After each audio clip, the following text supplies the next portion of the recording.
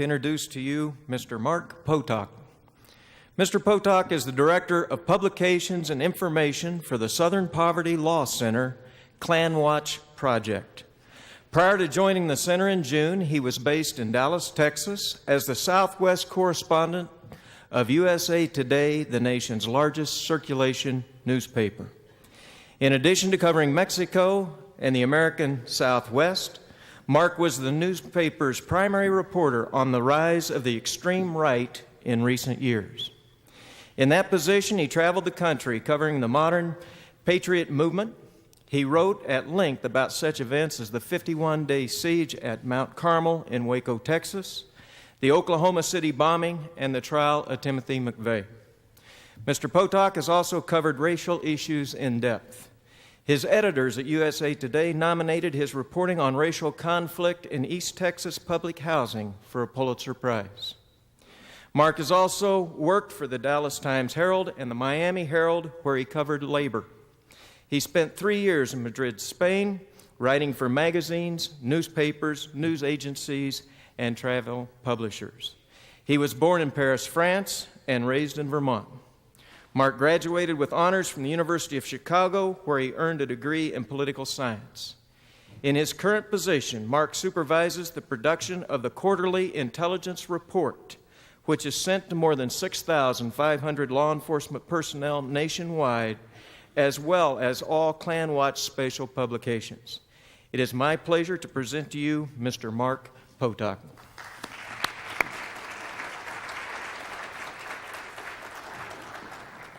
Thank you so much for having me. Let me start out by saying, first of all, our publication actually goes out to many more people now. I sent undated information to the school. It's probably 60 or 70,000 law enforcement people. And let me explain just a little bit about my own background, which is to say that really, in that grand job description, the main thing I do is produce a magazine. And that is what I want to talk about today. Let me simply start by telling you a little story.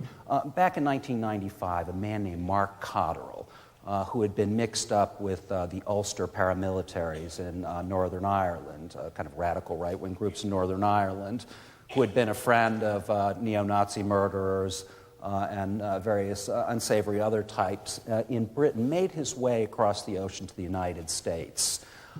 Here, using a pseudonym, Mark Kerr, he first became involved in a group called the Council of Conservative Citizens in Washington, D.C., a group that had for very many years portrayed itself as kind of a mainstream conservative group. He went on to set up something called the American Friends of the British National Party. The British National Party is a British party, of course, political party. That, in fact, is a neo-fascist party. It's a party that, for example, allows only whites to be members. Was recently blamed for race riots in northern England and a number of other kind of infamous activities.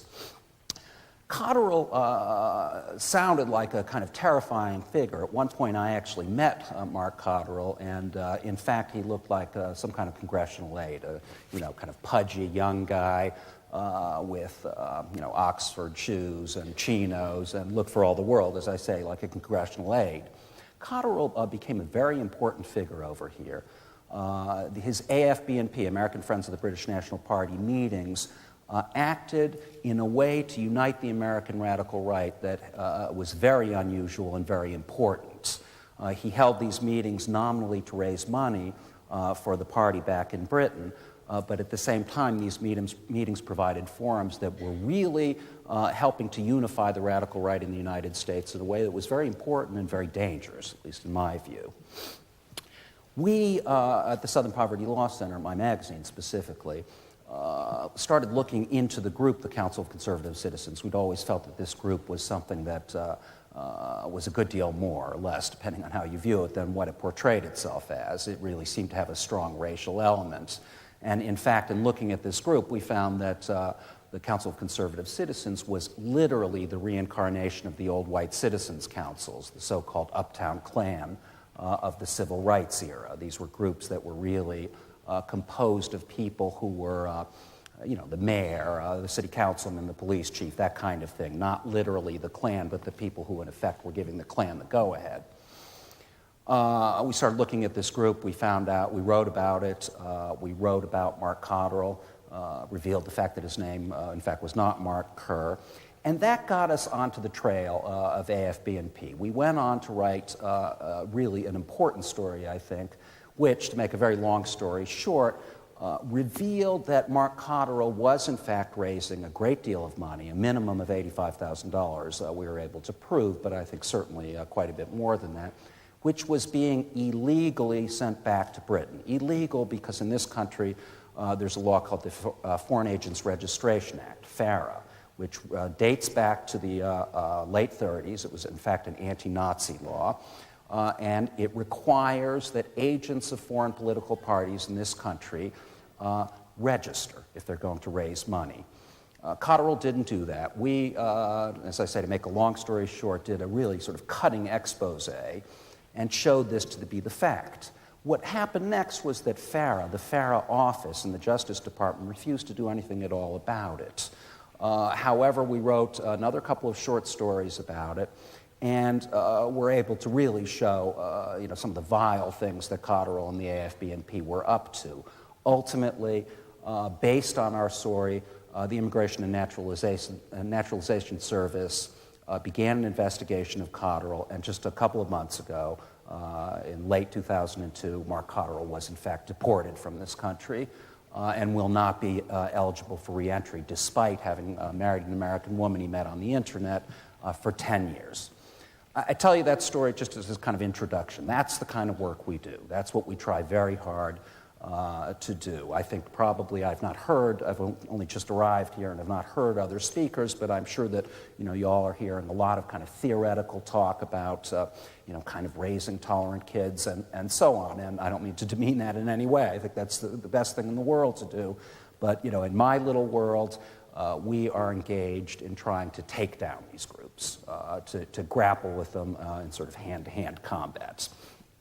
Let me say, by way of a sort of general overview, that the war in Iraq is not the only war going on in this country. There is a war of ideas that is terribly important and which really holds the fate of this country in its hands.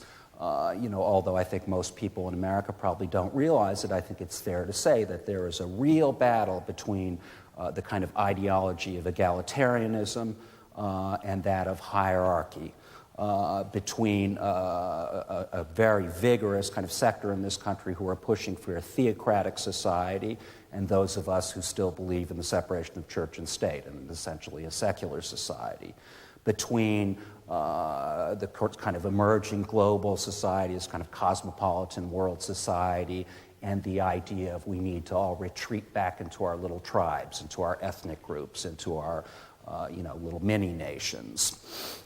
I am here to say, for whatever it's worth, that in many ways the radical right and pushing those ideas of theocracy and hierarchy and so on are, in my view at least, succeeding. They are really doing very well at this moment, as at the dawn of the 21st century. I think that we are seeing such things as the notions of race and IQ, the linkage of race and IQ coming back, the idea of eugenics, kind of race betterment through human breeding coming back. Things, these are things which were very much discredited after the Second World War. We are seeing, especially in the South, a kind of rise of the what we call the neo-Confederate movement, of people who are out there arguing very cogently that segregation was a good thing, not a bad thing, and that we ought to be looking at it in that fashion, that in fact segregation was a policy designed to protect, as they say, the integrity of both races. We're seeing all kinds of rhetoric, very much race-based rhetoric having to do with immigration, false notions of what immigration is in fact doing to this country, being not only propounded, but being accepted by many millions of Americans, in many cases led by such congressmen as Tom Tancredo. There are many myths that are making their way into the American consciousness. I think, for instance, of the whole idea of cultural Marxism, which is a kind of wacky theory about a small group of German Jewish intellectuals who came to this country in the 30s, including Herbert Marcuse, and the idea that's being flogged out there in such places as The O'Reilly Show, among others, big talk show venues, is that Marcuse and the rest of this very small group were engaged in some kind of plot to destroy American culture, and it's now being called cultural Marxism. And it's a completely fictitious idea, but it has made its way very much into the mainstream. There are many other myths. I could go on for quite a while. I mean, in the sort of black community in America, pushed by the Nation of Islam and other, in my view, radical right-wing black nationalist groups, it is widely accepted that Jews ran the slave trade in America. I mean, that, as a matter of history, is simply false. It's a myth that's being propounded. But speaking as one who is often on radio shows, kind of doing media for the Southern Poverty Law Center, I am here to say that every time I'm on a black radio show, I get call-ins that ask me about the Jews running the slave trade. So these kinds of myths, I'm just giving you a smattering of the kinds of ideas that are out there, are very definitely, at least in my view, bubbling up and being taken seriously in a way that we have not seen in a very long time, in many decades. Eugenics and race and IQ, which I mentioned at the beginning, are really coming back to life not only in the kind of seamy the Aryan nations compounds of the world, but in the academy, in universities around this country, particularly at this point in Southern universities, but this is clearly an idea that's gaining ground. Let me try and talk a little bit about why this is happening. I think one reason is certainly changes in the media, just structural changes in the media. And what I'm talking about, of course, is the rise of all these alternative media, the rise of talk radio, of internet media, of cable TV.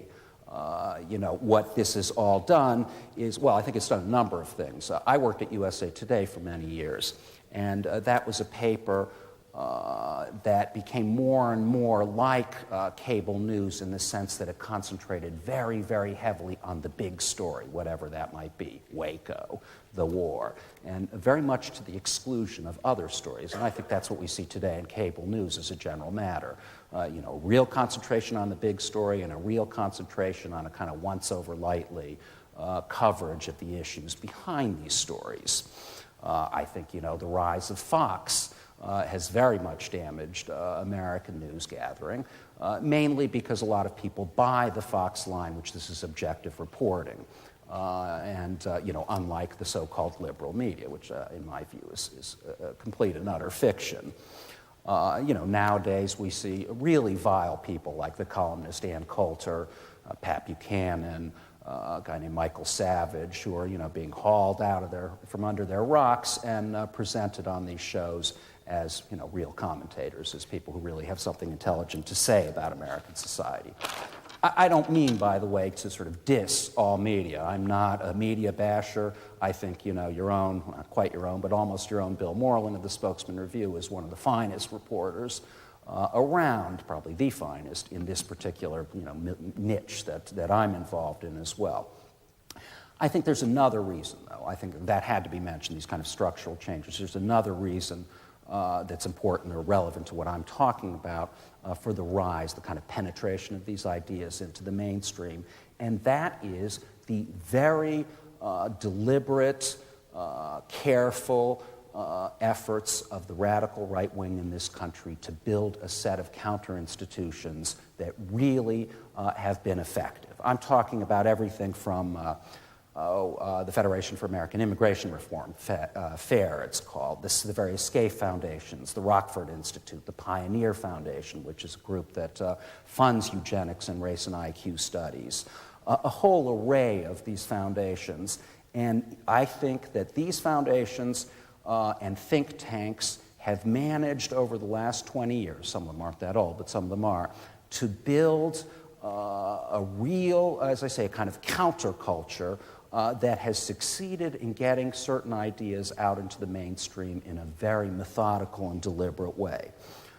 Part of the reason that they're successful, and I think more successful than quote-unquote left-wing foundations or kind of liberal foundations like the Ford Foundation, is that they are very smart in their funding mechanisms. They do not, like Ford, for instance, does, in their funding, tell people precisely what they've got to do and then lay out a whole series of hoops that they have to jump through. In fact, what they do instead is fund very broadly and allow the people who are on the ground, the people in these foundations and think tanks, to go use the money as they see fit. And I think one of the results has been that they have been terribly effective.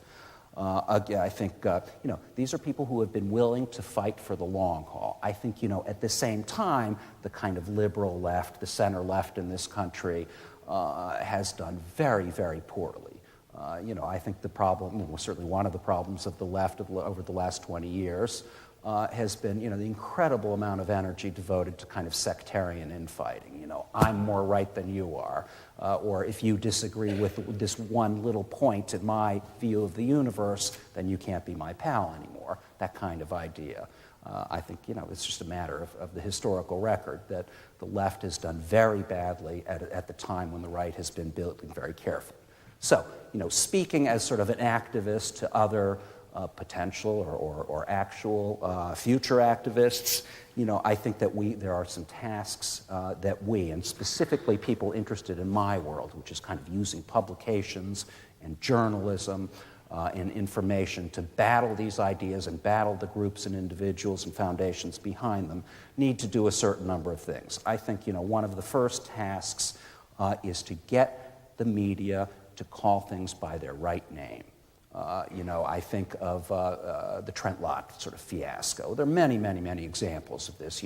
Actually, one closer to home is Randy Weaver, described really as a matter of fear on the part of newspapers and broadcast media as a quote-unquote white separatist, when clearly all the evidence, adds up to the fact that Randy Weaver and certainly Vicki Weaver were white supremacists. I mean, that is one tiny example, but there's a real reluctance on the part of the media to call something plainly what it is. After the Trent Lott fiasco, somehow magically, it seemed as if every commentator in this country had realized that the so-called the Southern strategy of the Republican Party, the idea of playing to the racial fears of whites that have been going on since the days of Richard Nixon, is racist. Now, that had really never been admitted. I mean, I think it was anybody who looked it plainly in the face would say, yeah, obviously, this is a racist strategy. It's playing on racial fears of whites to get them to vote for certain candidates. So my point in all of this is that, there is a definite reluctance to call things by their name on the part of broad swaths of the media, and that's quite apart from, certain areas like, the conservative network like Fox, those kinds of things. I think that's general across the board.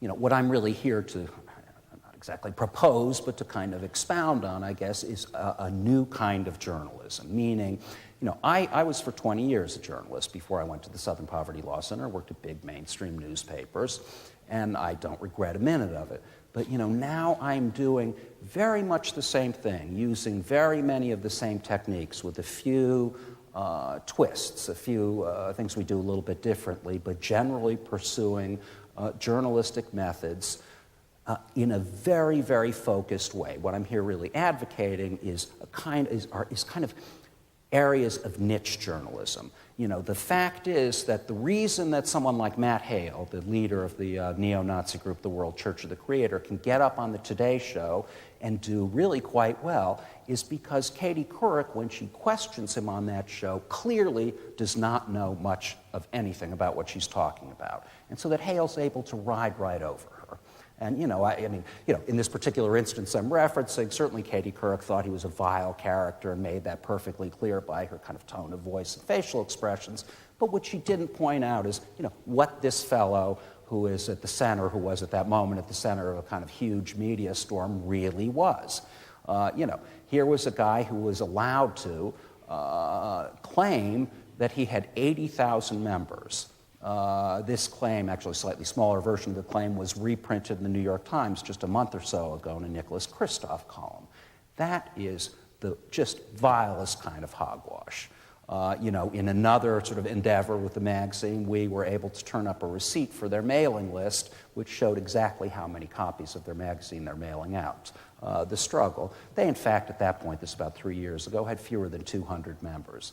The truth about Matt Hale is that he's a guy who lives at home with his daddy, who's never had a job, who lines his bed with teddy bears and, wears a Hitler wristwatch around. I mean, that's the kind of guy who is being described today in the New York Times as the face of hate in America. I think that's foolishness. And I think that, what is required, in my view, is for people like me, people like you, to specialize in these areas. When I talked about the kind of the big story and the speed of the media these days, there are very few people, Bill Moreland being a major exception, who really know my world, for instance. Now, I think a kind of alternative journalism can be created around all kinds of areas, immigration and the myths that are being propounded, various other, the ideas of, the vile things that Jews are supposed to have done to black people, and so on and so on. I think there are really great swaths of sort of social issues that need to be and can be dealt with this kind of journalism. Right now, for me, a very big concern is the rise of what I referenced earlier, the neo-Confederate movement, where we are seeing a large movement that explicitly talks about, first of all, the South as being created by and for Christian whites, which is a matter of historical reality, is simply false, and yet whose ideas are taking off in this country, and not only in the Deep South. I mean, we see chapters of these groups all through the Midwest and right up even into the Northeast. That's clearly an area in which some alternative journalism could be useful. I mean, we are thinking seriously at SPLC of setting up a kind of neo-Confederate kind of counter-information project to say things like, it is completely false that tens of thousands of blacks fought for the Confederacy, the so-called black Confederates. That's the kind of myth that's being propounded out there and that is being accepted, semi-seriously, even in some cases in the academy. And so, what I'm saying is that people have got to get out there and say in a serious, objective way that these things are false. Let me talk very briefly about kind of some of the techniques that we use in general terms, and then I'd like to just kind of talk about some cases, some actual stories we've done other than the ones I've mentioned, to give you an idea of what we try and do in the intelligence reports. One thing I would say, and this is just what I'm trying to offer, is advice or kind of guidelines for the kind of work we do, or at least a few things we've found. I would say that for those people who are interested in practicing this kind of journalism, specialize. I think that it is a very serious mistake, politically and tactically, to sort of have a public opinion about every matter under the sun. As a practical matter, I'm very careful in SPLC. I think I've sort of convinced my own colleagues and bosses to be very careful about having too many positions on too many matters. Therefore, I could say, I'm certain this is true, that most people in the building I work in are probably for abortion rights. But, as an institution, we do not take a position on abortion. We don't take a position on what's the correct level of immigration. We don't take positions on all, should there or should there not be gun control. We have not taken a position on the war. And, I'm certain I know which way most people would feel within the building, but I think it's very important to not do that, because our purpose is to be taken seriously. We want to position ourselves as experts. When I came to work for the Southern Poverty Law Center about 6 years ago, that was specifically what I had to say to my, future employers was, I think that this place ought to be positioned less as a place that responds to reporters who call up and say, yeah, they're vile racists, and there's your kind of quote for your story, or the Ku Klux Klan is really bad, that instead we should be positioning ourselves as a think tank, as the people who really know what's going on in the world of the radical right, as people who are not afraid to say that the threat is diminishing if that's the case, who are not perceived as people who are always kind of hyping the threat in order to, raise money or, kind of frighten people and sending their checks to us or something like that, but that instead we should be as careful as possible. We're not academics and we're not becoming academics, but at a minimum to meet the standards of, genuine, objective journalism. I think in the same vein, credibility is an asset which, is easily squandered and with great difficulty built up, but is essential to making these things work. I think that means that you cannot take things at their face value. You cannot assume because of the stories that you've read in the newspaper that you understand an issue. I think, for instance, of a guy who I would normally, who I have sympathy for, Jesse Jackson, longtime activist who's done serious work. But the fact is, at one point we wrote a story about something called the Nubian Nation of Moors, which is located south of Atlanta in Georgia, which is it's a black supremacist group. There's no other way to describe it. It's a nasty group with some cult-like qualities to it, really Waco-like qualities in many ways. At a time when the leader of this group, Dwight York, was about to be indicted for something like 220 counts of child molestation. He's now pleaded guilty and is off to prison for pretty much the rest of his days, incidentally. At a time when that was going on, when those accusations had come out into the public arena, when it had become very clear to anyone who really looked at what was going on in Putnam County, Georgia,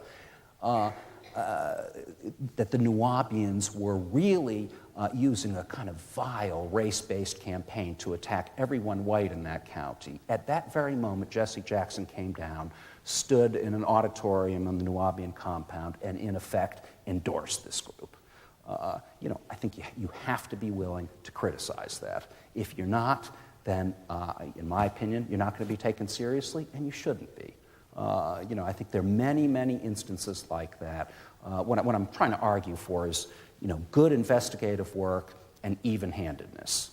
I know for a fact that SPLC ran into a lot of criticism when we ran an article quite recently critical of some of the Animal Liberation Front and Earth Liberation Front tactics.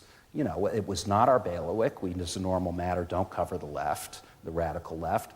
But, we felt strongly, and I think this was the right position, that, these were people who were using the same tactics as anti-abortion extremists in this country. In other words, these were people, they were putting up, such and such a guy works for an insurance company that insures a laboratory that does animal experiments. Let's put his picture up on the internet. Let's put his wife's picture up on the internet. Let's put his daughter's picture up on the internet, as well as the school he attends and the route he drives to work. That is what the kind of things that the ELF and ALF are doing.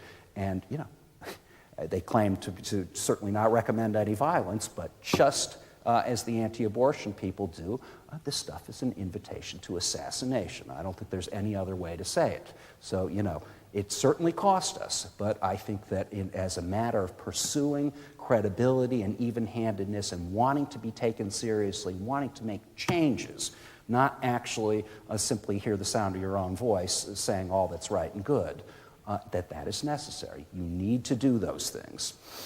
I think that you need to, this is really a major tactic for us.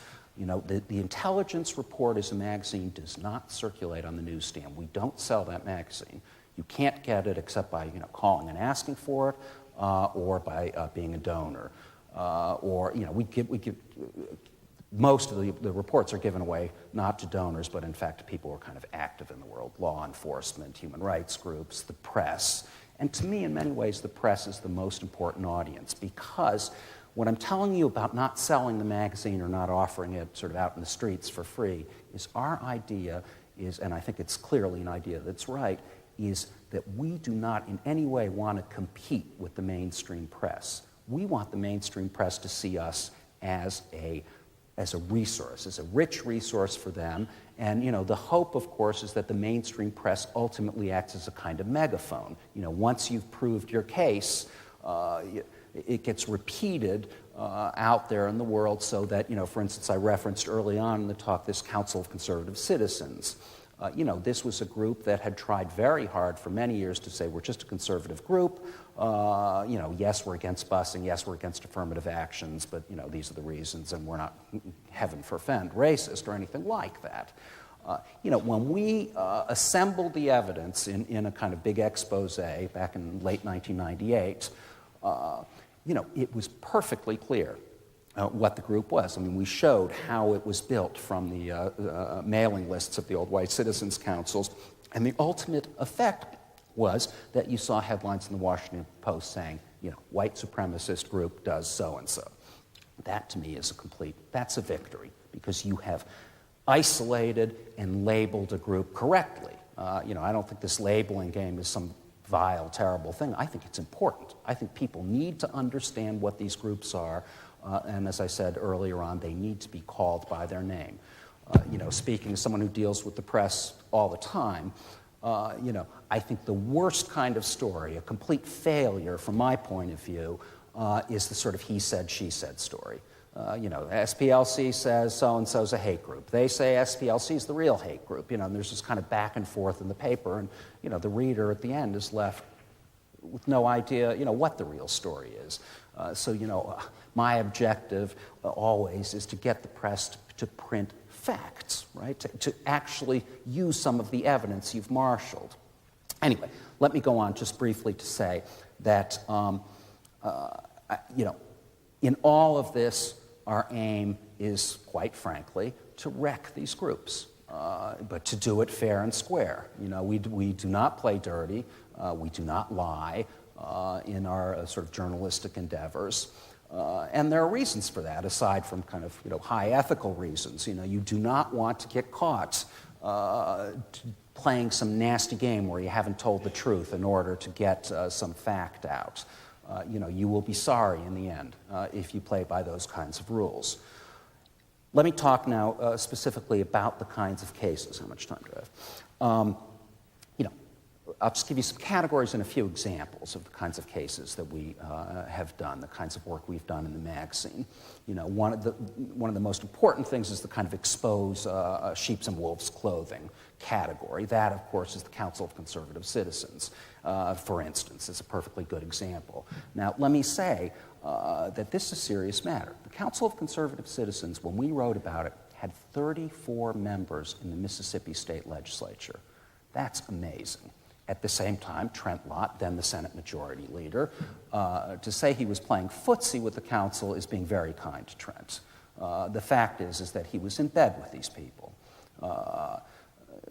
We produced and gave to the New York Times, we found and gave to the New York Times a photograph showing Trent Lott with his arms wrapped around the leaders of the Council of Conservative Citizens, Gordon Baum and Tom Dover, in his Senate offices.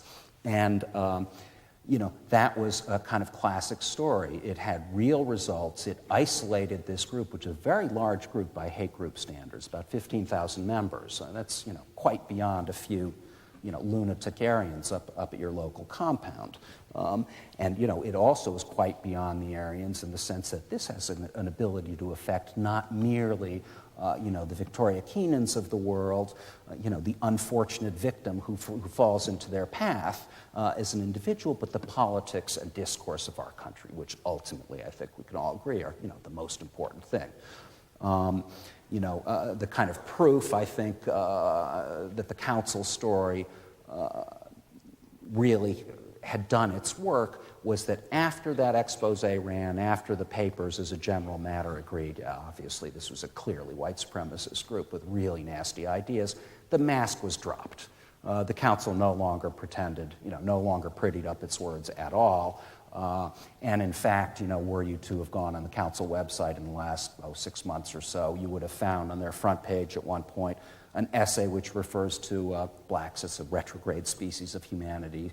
Another front page little caricature comparing, believe it or not, Michael Jackson, the pop singer, to a chimpanzee, right? A little photographic comparison. Another day they ran an item attacking Daniel Pearl, the Wall Street Journal reporter who was beheaded in Afghanistan, mocking his wife because she's a biracial French woman, and the way it portrayed it was this was kind of the natural fruit of multiracialism. God knows quite how that connection was made. And that very frequently happens when you do these exposés, when you kind of rip the mask off these groups, then their true character comes out very quickly, and you can see that. Another character, another kind of expose like that, is we wrote about a guy named, I've written a great deal, as a matter of fact, about a guy named Kirk Lyons, a lawyer who spent a great deal of time up here, has been on the Aryan Nations compound many times. Lyons was often attacked by, certainly not only ourselves, but other human rights groups. For the easiest thing to attack Lyons on was the idea that he got married at the Aryan Nations compound by Richard Butler. And, Lyons' rejoinder to this was, I married the most beautiful woman in Idaho, and it happened that her parents worked up at, Betty and Charles Tate worked up the Aryan Nations compound, and what was I to do? I went to my wife's church and got married. Well, you have to take a little further and look at the fact that, well, Kirk, your best man was Louis Beam. Perhaps the leading white supremacist strategist in this country. Used to be on the 10 most wanted list of the FBI.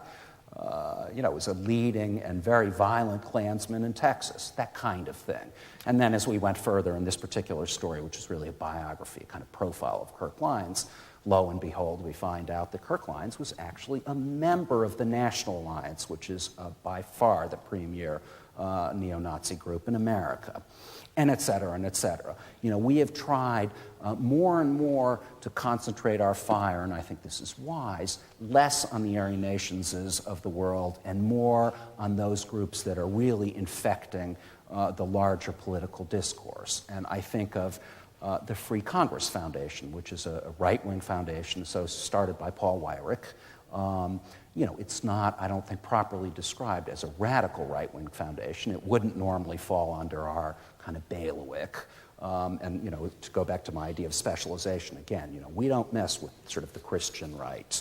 We're very specifically keep ourselves in the bailiwick of extremism.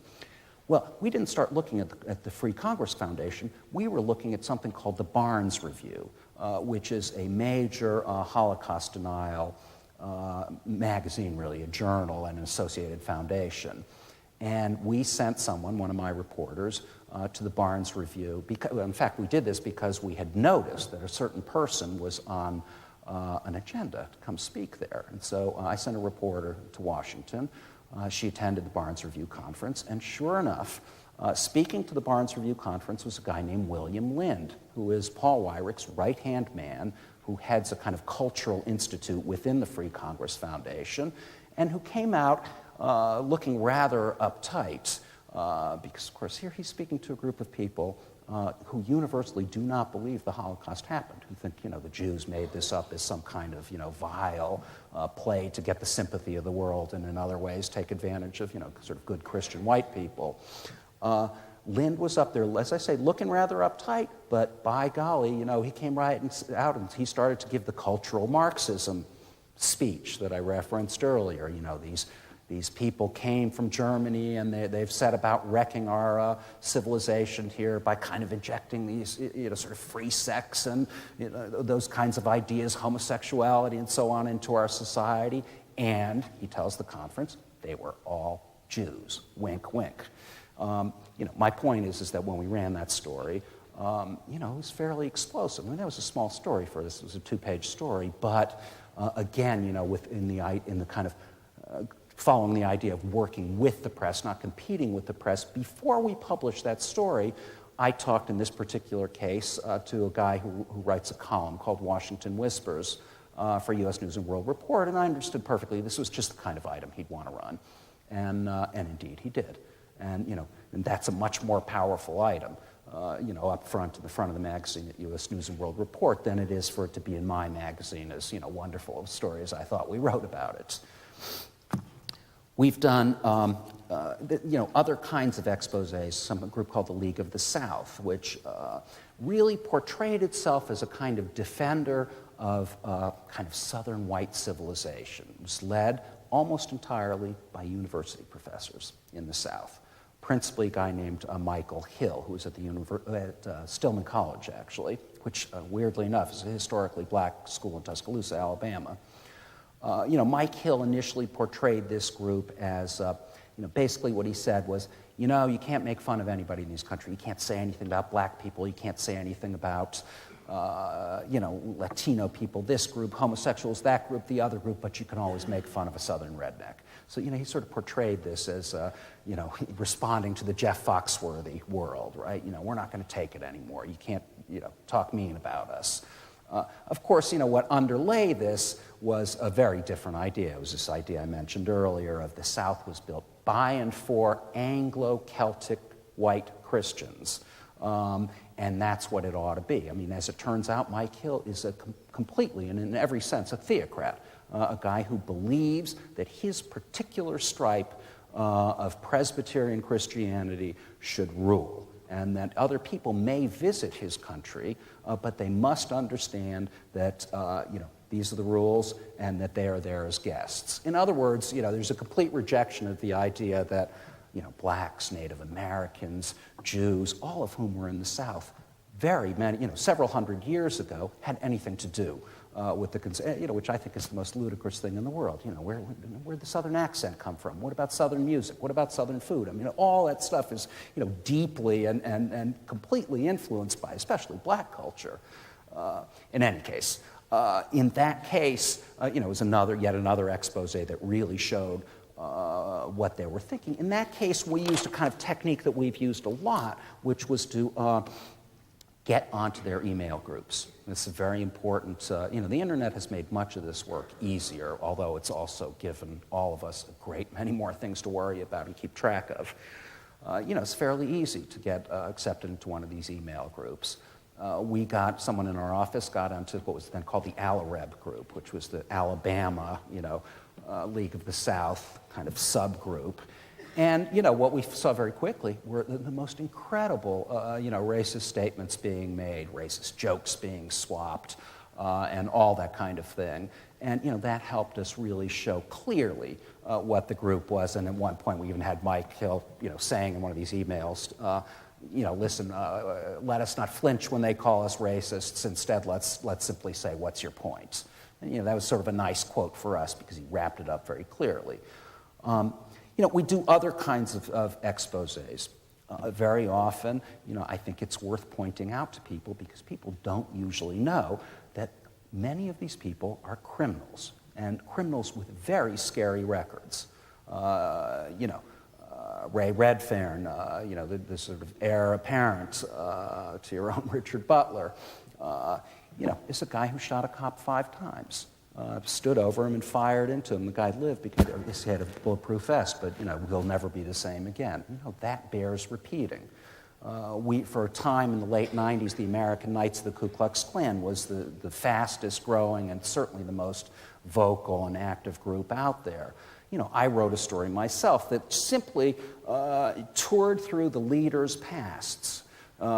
Jeff Berry, the leader of the American Knights, and his various state leaders, the Grand Dragon. It turns out that Jeff Berry is a guy who, for a living, ripped off little old ladies on housing jobs, on roof jobs, on furnace work.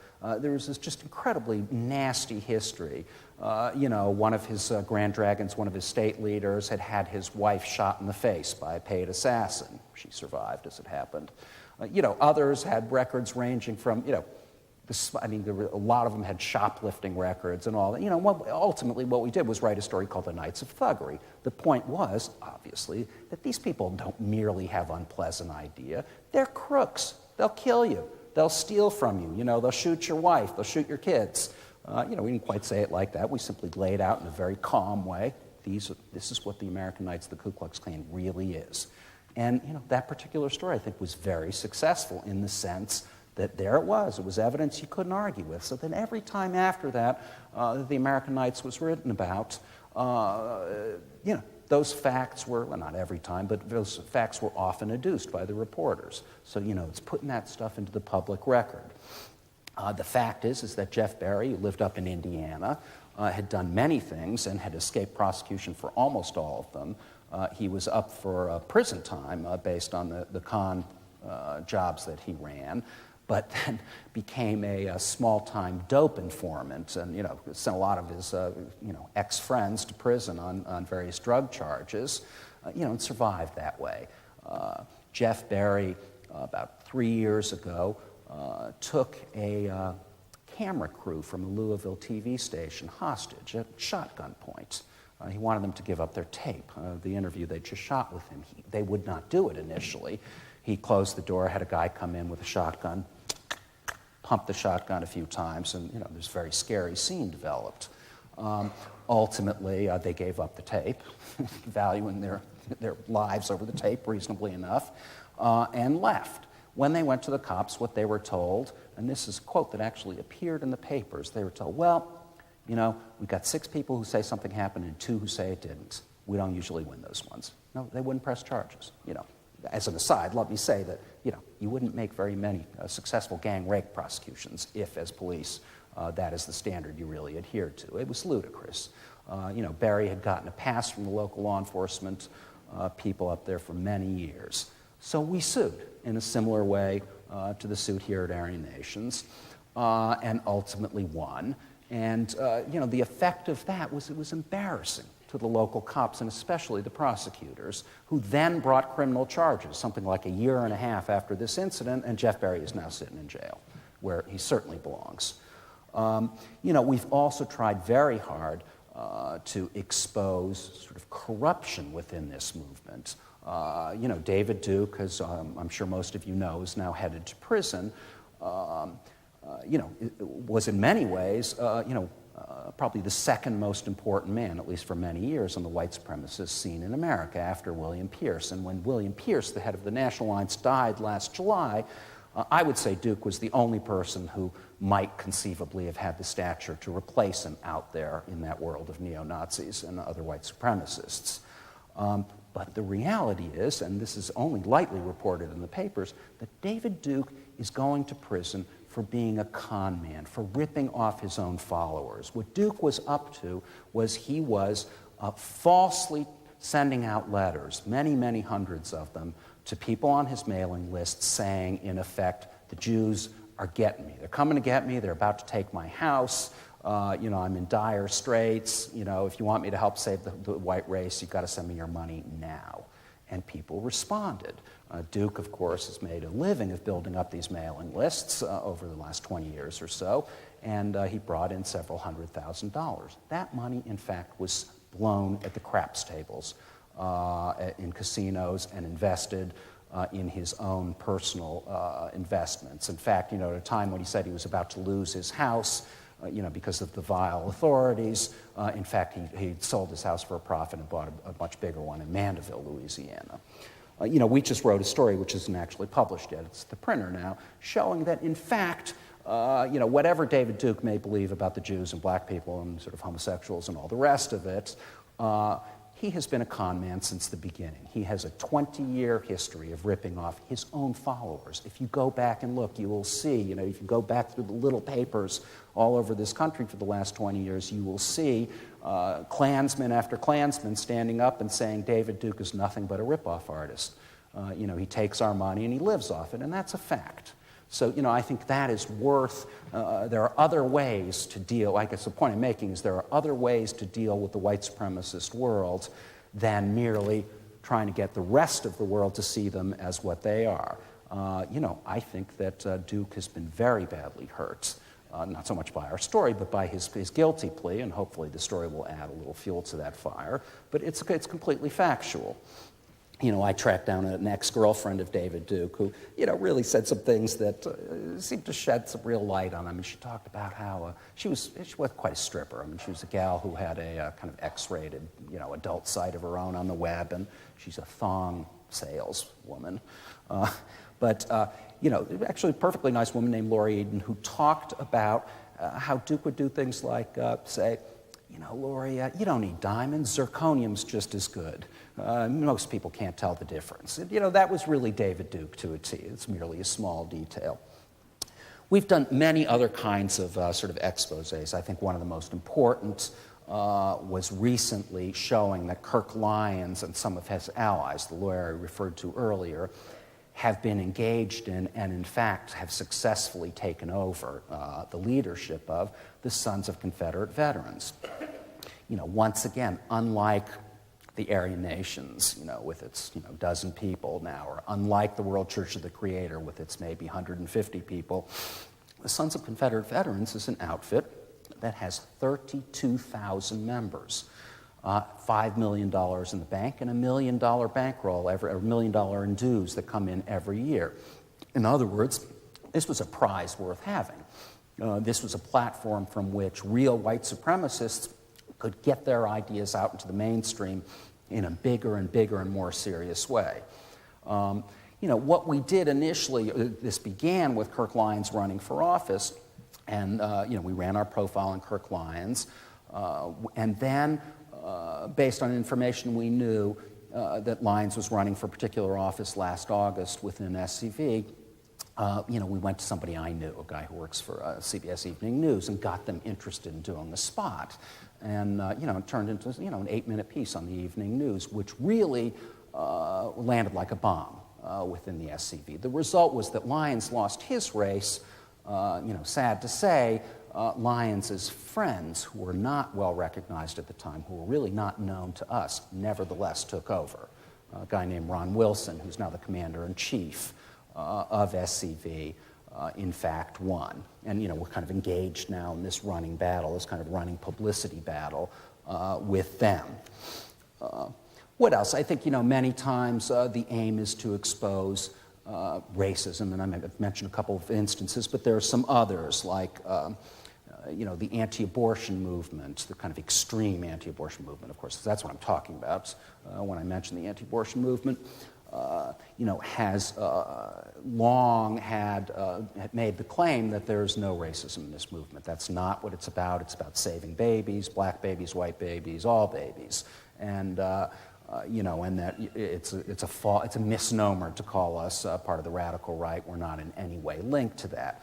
Well, this summer we noticed that Donald Spitz, who is one of the principals, he's the guy who runs something called the Army of God website. The Army of God being kind of, it's not really a group, it's more of an idea, but the Army of God having produced a great many killers and bombers and arsonists. Don Spitz on his website started to put up these headlines having to do with black people. It was the strangest thing in the world. In the middle of all this stuff about the babies, deep in the state, you started to see these things appearing. And what they were was regular news stories, but with these amazing headlines, white Rebecca Hanson, murdered and raped by, 4 bestial African Americans, that kind of thing. And my point is just that there was a very clear change and a kind of outing of this guy. And, we managed to catch that. It was just, in many ways, a lucky catch. But, I guess what I'm here saying is that if you pay attention, if you do your work well, you will see these things happen. And, in fact, that story has become big embarrassment to the Army of God and really to the anti-abortion movement in particular, because it shows something that they were never willing to admit, which is there's a strong streak of anti-black racism within that world. Similarly, I think, it's kind of a small story, but James Nichols, the brother of Terry Nichols, had long claimed not only not to have been part of the militia movement, which was obviously false, but had claimed to really have no contact with the ideas that of white supremacy that, I don't want to say underlay the militia movement, but really the militia movement grew out of ideas that were born in racist groups like the Posse Comitatus. Anyway, my point is that James Nichols and Terry Nichols and Tim McVeigh had always kind of said, look, yes, we were into the Turner Diaries, but we didn't believe the stuff about the Jews. We just think the government is, big and oppressive and did terrible things at Waco and so on. Gun control isn't a good thing, and neither is fighting the Iraqis and that sort of business. What we found, we actually had somebody at a meeting where James Nichols was, in fact, sworn in the way they used to do at Aryan Nations with the soldiers' ransom ceremony. This is essentially a kind of oath of fealty to Christian identity, and it's almost like a knighting. When Richard Butler did it, he used to do it with a sword. It was some play out of some medieval play or something, and off you went to fight the Jews. And, we exposed this in a good story. And, it had a slightly amusing aftermath, which was James Nichols, threatened to sue and kind of shook his fist a lot. And, but again, we gave the story to a particular paper, the Flint Journal, which was near where he lives, up in the thumb of Michigan. And, the reporter, who was a decent reporter, did not merely write a story saying SPLC sort of says this stuff and, somebody else denies it, but went up to the place where this had happened, which was an old furniture store in a town called Essexville, and talked to the woman who ran the place, who gave him a long lesson in Christian identity. Well, you understand the Bible's written for white people and all that kind of thing. And who also then went on, this reporter, to talk to James Nichols, who said, they're lying, it's all propaganda, it wasn't an oath, I didn't hear anybody say any of the vile things in that room. that they're quoting, but I stepped out a couple of times. And then the reporter had the good sense to ask him, well, what do you think about the Jews? I mean, identity says the Jews need exterminating. And Nichols's response was, well, he wasn't sure. He had to think about that some more. He wasn't quite sure if the Jews needed exterminating or not. It was sort of a great moment in journalism because at that point, your point is made and you can pretty well go home and wash your hands of the thing. As a general matter, we just try and wreak some havoc among these groups. I can see I've run out of time, can't really talk about it, but we played, I think, a very important role in helping to create a major split in the National Alliance. The National Alliance, as I mentioned earlier, is the premier neo-Nazi group in America and was led by William Pierce, really the most important Nazi in America until his death. Right after his death, we got a hold of a tape of his last secret speech given on Hitler's birthday, April 20th, about 4 months before his death, in which he railed on about the other groups on the white supremacist scene. He said, those people in the World Church of the Creator and Aryan nations, they're freaks and weaklings. They're morons. They're human defectives. Thank God Aryan nations and World Church of the Creator are out there to soak up the freaks and weaklings which otherwise might come into our group, he said. And, that has always been Pierce's attitude, and that's no secret to anyone who knows the scene, that the National Alliance is an elite group. But the point was that we published this right after Pierce's death, and it caused havoc because the National Alliance largely lives, in fact, brings in about $1 million a year from its Resistance Records operation, a white power music selling operation. Well, who buys those CDs? Skinheads. What has happened as a result of that story in particular that we wrote is that there's been a huge split between the National Alliance and skinheads. I'm not here to predict victory. I think that would be very premature. But I do think the National Alliance, which was really in every way more important than the Aryan nations, may collapse as a result, or at least partly as a result. So let me just end with that and say, what I'm really here for is to say that these kinds of things can be done. I do this work with a staff of 3 people, including myself. 3 people put out this magazine, and certainly we work very hard. But the point is that these kinds of things can be done by regular people. It certainly helps to have money. It certainly helps to have good lawyers if you're going to write libelous things about people or potentially libelous things. But this work can be done. And, I guess I'm here to tell you that I think it's the greatest work in the world. I think that this is, a world in which you can make a real difference. It's, good and fine, and I'm all for it to, stay home and teach your kids to be, tolerant, good human beings, to understand other cultures and so on. But there's also a place for people who actually go out and take these groups on, and fight them in the trenches. And that's really what I'm here to say. I think that there's really a world out there, and it certainly needs, smart young people to go out and try and do this kind of work. I don't know if I can maybe take some questions or...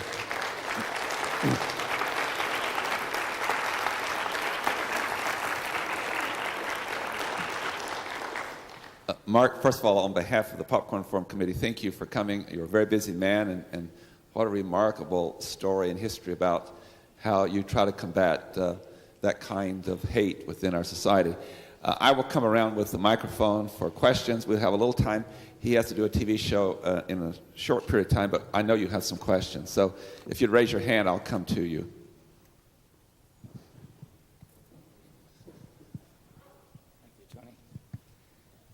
Regarding the bombing of the federal building in Oklahoma City, there's some very sketchy news reports some time ago implying that Timothy McVeigh had been keeping company with terrorists prior to that bombing. Now, do you have evidence that that bombing was internationally inspired? No. But I know exactly what you're talking about. I covered Oklahoma as a reporter, by the way, for USA Today. There's been a great deal of conspiracy reporting that grew up, in particular from one guy, a guy named J.D. Cash, worked at a tiny little newspaper in Oklahoma, that has made its way first into the patriot world, and then it's actually kind of leaked out into the media at large.